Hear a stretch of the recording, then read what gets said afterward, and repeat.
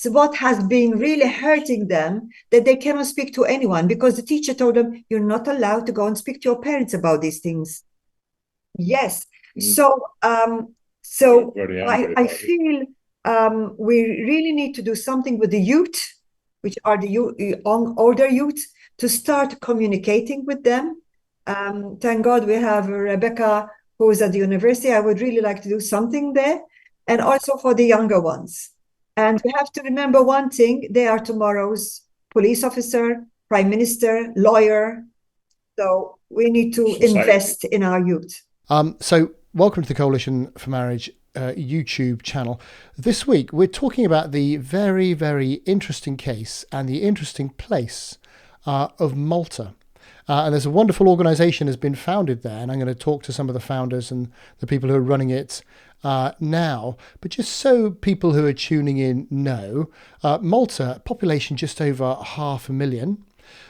Third of those people are actually migrants there, and they are there to support often working in the online gambling industry, which is one of Malta's chief products. Absolutely fascinating place. It didn't have divorce legalized until 2011. And then in the next 6 years, it kind of did everything and took the lead in Europe, banning conversion therapy, same-sex marriage, all the rest of it. It's now the most progressive country in Europe from an LGBT perspective, yet it has the lowest replacement rate of 1.06. There are fears that by 2075, the indigenous population of Malta will be half the size that it is today. So that's the direction it's going in. Very, very interesting. 83% Catholic, according to the census. Maybe 1% evangelical, if you like. And some of those evangelicals have got together to organise something called Our Families Foundation. And we're going to explore why they've done that, what that means and what's going on today.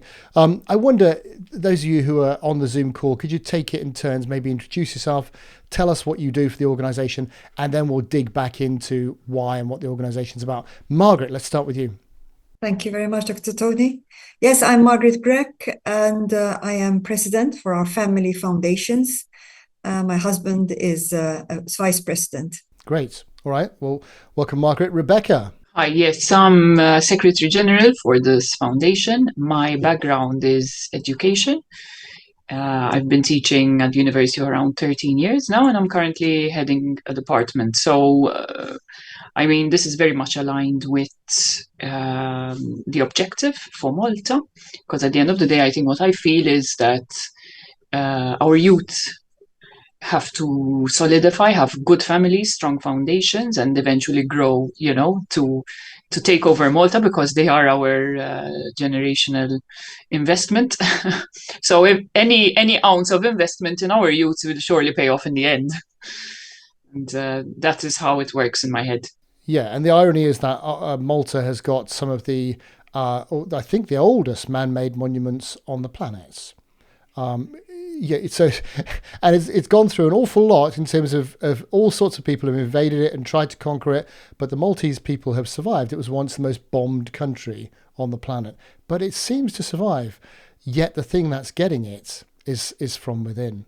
Hi, my name is Sarah. I'm the daughter of Ray and Margaret, the directors and the founders. And my role in the foundation is kind of spreading the word, telling and encouraging other parents to join in as in the media section. My name is Edwin Caruana. I am actually a local pastor here in Malta. I've been pastoring since forever. From when I was 18, I've been preaching. I started the first Maltese Evangelical Church in 1983 here. And obviously, I am part of the Family Foundation because of seniority, I think. I'm one of the old ones here. And the subject is close to my heart. I would love to have, as always, opportunities to be able to help families in raising their children in the right way. and also give them support when they find opposition. So I think that's why I am part of this, and I'm also, I guess, the pastoral staff of the foundation, one of them. Well, what do you think the background is in terms of why Malta went? I mean, until 2011, divorce wasn't legalized, right? Which is incredible, first of all. And then over the next 6 years, you just caught up with everything from a what's commonly called a progressive perspective to then lead Europe in LGBT progressivism, etc. You're since 2017, you've been recognized as the leading country in Europe. So, I mean, explain that to me. How come nothing until 2011 and then everything straight after? During the referendum for divorce, something particular happened which most people didn't notice. The Catholic Church lost its voice. The Catholic Church came out against divorce. They told people to vote against divorce. And obviously, everybody thought that because the Catholic Church came out against it, everybody was going to vote against divorce and it will not go through. But the vote went through.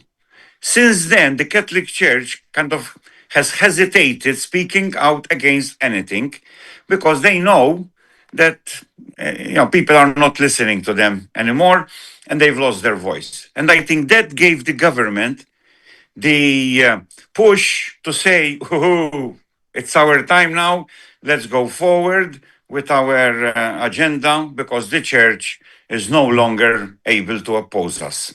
And basically, I think that's what caused the change from 2011 onwards and the acceleration of it. There were some laws that passed in the government, and which means that the Roman Catholic Church can be vilified. So I think that was one of the main things that the Roman Catholic Church lost its voice. The Catholic Church is very clear on its teachings in these things, and yet, and Malta's supposed to be 83% Catholic. So it's like, well, who was voting for this stuff in that case? The vote came from Parliament. I mean, we didn't vote for it, but I have to admit, I am very, very, very surprised. I still have to find somebody that's not an evangelical that is against these things. It's very difficult. Even my own family, even the older people. Somehow, I don't know how, the atmosphere changed to the point where it seemed like everybody accepted this. Then that's why the government steamrolled over everybody, because there was no opposition at all. The little opposition there was from the opposition party resulted in them losing elections by a vast majority because it seemed like the people didn't want that. So that was the big surprise to me. Malta has changed enormously through the joining the EU. What has happened is that there are so many foreigners, so much pressure coming from abroad. Many, many, many times now, you don't hear somebody say, you said just now, my husband is here. You know how many times I hear my partner is here? I mean, everywhere. I personally, Edwin, I have 6 nieces and nephews. 6. They're all with a partner, with children, and all 6 are not married. Now, it saved me on some, wedding gifts, but obviously, that and what you think? Why? Why are people doing that? But anyway, and this is Roman Catholic Malta. They're all Roman Catholics. They all still go and baptize their children. They still go to church, but yet, they're living together and not married. What I hear is this. I have a lot of contact with people, and the word marriage is out of fashion. I got my nephew, he works with me, and he's got a partner. And I keep on telling him, when am I going to see the ring on your finger? No, uncle. Yep. Freedom. Come on. Originally, I was a Moms in Prayer leader. I still am. So for 9 years, we've been praying for children and for schools and for the education, minister and things like that. And after 9 years in doing that, I also was, for 2 years, I was in Global Watch. Now on Global Watch, I was a host, in the Zoom for some calls. And one of the calls was LGBT Watch, which I grew to love, and I grew to understand what ticks, how they work and how they think. And then one day there was this pastor from Canada. His name, Pastor Kevin Kavanagh. And he came on the watch and he was explaining what they do and what he does and bringing the people, to Christ and teaching the parents and the parents mainly. And I said, wow, we need this guy in Malta. We had one of the most successful seminars. It was a whole day seminar. And it was really amazing how the people came, and we were connecting with 5 or 6 pastors, and they all contributed. And then Pastor Kavanagh gave us what he called the One Accord. It's a document, and another document called Nashville Statement. And from that, we said, we need to do something. So we were going to do an organization. When I went to ask certain pastors, including Pastor Edwin himself and another pastor, Pastor Pablo, they said, if you want to be effective, you need a foundation. In Malta, you need to be a legal entity. Otherwise, you won't even be heard. There was another person who started a kind of a small NGO, but she wasn't heard. So from her, we learned that we need to do a foundation so that we will be legally, recognized. That's how it all started. But what actually kicked us off big time was our grandson and granddaughter, what they were being taught at school. That put the match to the fuse. So tell me about the aims of the organization. I mean, so we've got supporters that come from all faiths and none in Coalition. Most of them, I would say, are Christians, but some of them aren't. They're non-believers who, or members of other faiths or whatever, who think that actually man-woman marriage is important. It's a category different to all sorts of other types of relationships, and they support us because of that. But what is the purpose of the organization evangelistic? Is it family values? Is it to change legislation and to do research to show the government the benefits of marriage? What are the overall aims? Family values is number one. Going back to the original, how God made us. It can be evangelistic, but also I think we would like to tell people that actually it has its benefits. Because children, when you have children and the persons are not married and all the separation, it hurts children. We see so many things, So it is bringing back unity. The main aim is to ensure that parents, or legal guardians for that matter, remain the primary authority over their children, over their education, over their influence, and to also define the family, define sexuality, define gender, and define faith. And like you said, Tony, I did mention this. I mean, faith, we don't want to say the evangelical faith, because these matters are not only for evangelicals. I believe they are for everybody. And if I have a faith, whatever that faith is, I need to be respected. whether it's Muslim, whether it's Hindu, whether it's evangelical, whether it's Catholic. We need to be respected as parents. And at this point, we have started by trying to educate parents. Are we happy with the outcome? I mean, I would have been happier if more parents, if the churches are more behind us in the sense of sending people. And I think that's, as we go along, that's what we need to continue to foster amongst the evangelical churches without being evangelical, if you know what I mean. You know, I try to tell Margaret, even when you're advertising, let's not do this in an evangelical church. Let's do it somewhere secular, so that we attract people that are interested in their children, but they're not interested in evangelicalism. They're interested in what we have to say about the definition of family, sexuality, gender, and faith. And then they will join us. Hopefully, eventually, we will be able to also issue statement. But I'm in it because I want to protect children.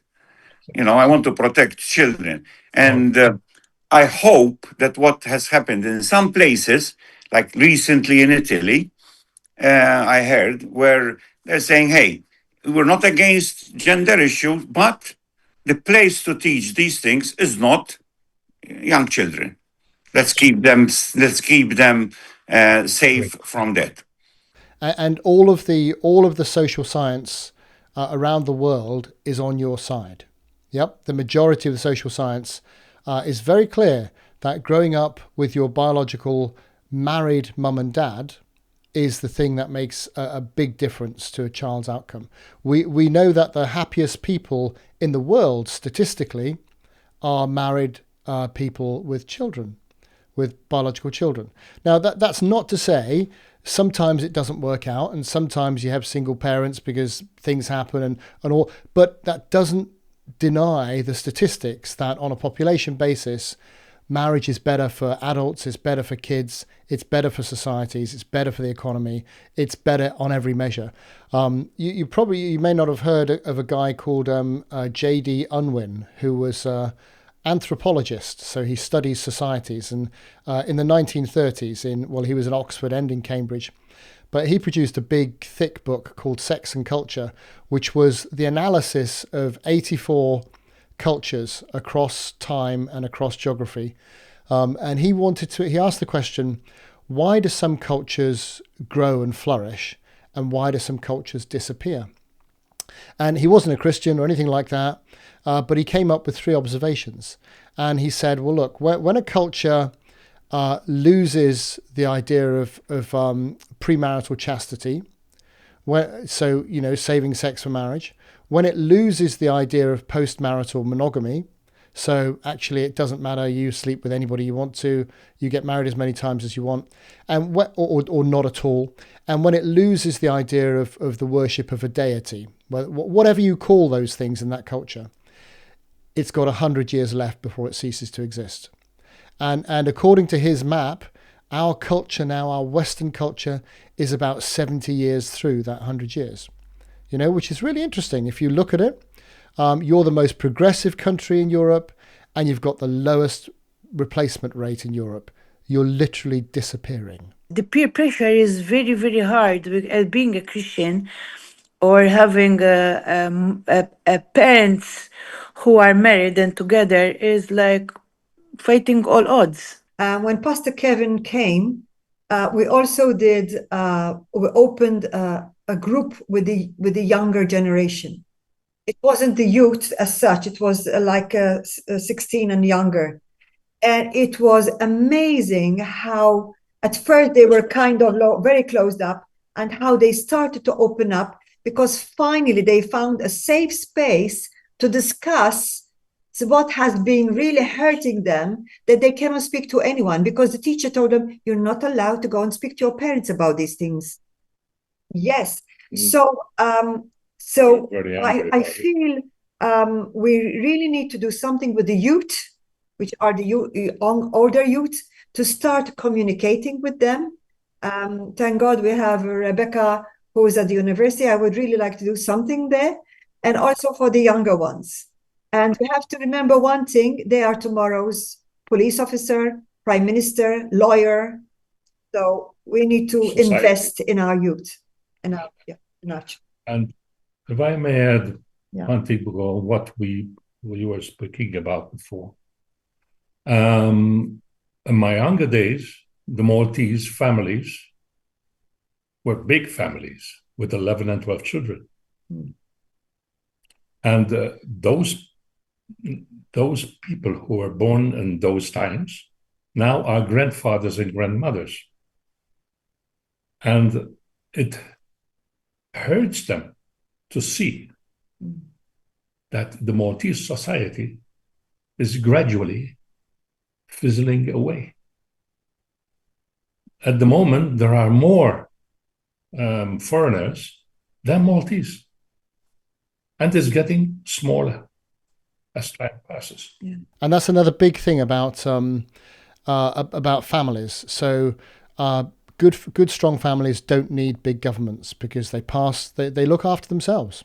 They pass on customs and cultures from one generation to the next. They take care of themselves. And this is the ironic thing, that the Maltese people have survived for thousands of years. They've survived in more recent times the Roman invasion, the Arabian invasions, even the Luftwaffe. They've survived, but ironically, they're destroying themselves. And you're looking to reverse that and to stop that. So I think it's brilliant work you're doing. I'm very keen to keep a very close eye on what you're doing and to help out in every way we can. And maybe in a year or more, we'll get back in touch to find out how you're doing, because I think it's the most important project that could be taking place. I want to thank you all very much for your contributions, for being so open with me today. And I wish you all the very best with what you're doing. It's a really exciting organization, really exciting venture in a very difficult situation. So keep up the great work, and all being well, we'll speak again soon. Amen. Thank you very much. Thank you very much. Thank you. God bless. Thank you so May much. God bless you.